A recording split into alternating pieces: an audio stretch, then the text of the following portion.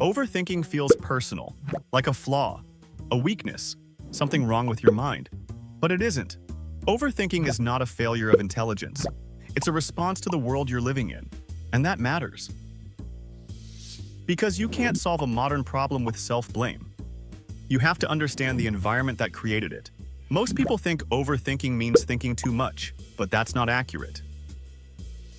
Overthinking is not excessive thought. It's unanchored thought. Thought without limits, without resolution, without action.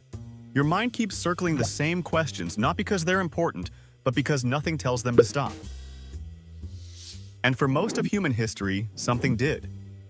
Our ancestors didn't overthink like we do, not because they were wiser, but because their lives were constrained. Decisions were fewer, roles were clearer, feedback was immediate. You knew if something worked, you knew if it failed, and then you moved on. Modern life removed those boundaries. Now you can reconsider every choice. Compare yourself endlessly.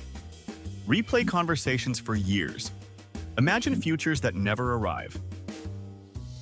Your mind was not built for infinite options. We consume more information in a day than most people once did in a lifetime. News without resolution. Opinions without responsibility. Advice without context. Your brain keeps asking, what should I think? What should I do? What if I'm wrong? And nothing ever answers back.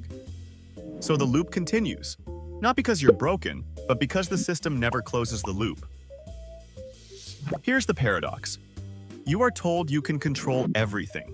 Your success, your happiness, your mindset, your future. But you're given very little control over the systems shaping your life. So your mind compensates. It tries to solve internally what cannot be solved externally. That's where overthinking begins, not in weakness, but in misplaced responsibility. The Stoics understood this pattern long before screens. Epictetus said, "Some things are up to us, and some things are not." But modern life blurs that line. You're encouraged to manage outcomes instead of judgments, to predict reactions instead of choosing responses.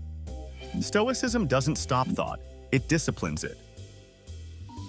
It asks, is this thought useful? Is it within my control? Does it require action or release? Overthinking feels like effort, like preparation, like responsibility. But most of the time, it's avoidance in disguise. Avoidance of action, avoidance of uncertainty, avoidance of accepting limits. Thinking feels safer than choosing, but clarity only comes after movement, not before.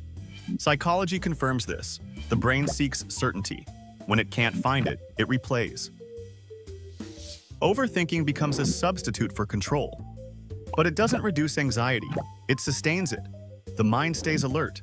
The body stays tense. Nothing resolves. Stoicism offers a simple interruption. You don't need better answers. You need clearer boundaries. What can I control right now? What requires action? What requires acceptance?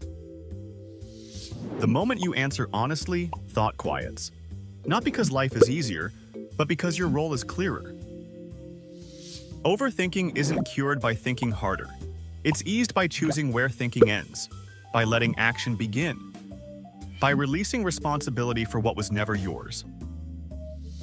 Overthinking is a modern problem because modern life demands mental effort without limits. Stoicism restores the limit, not by shrinking your mind, but by giving it direction. And direction is what turns thought into peace.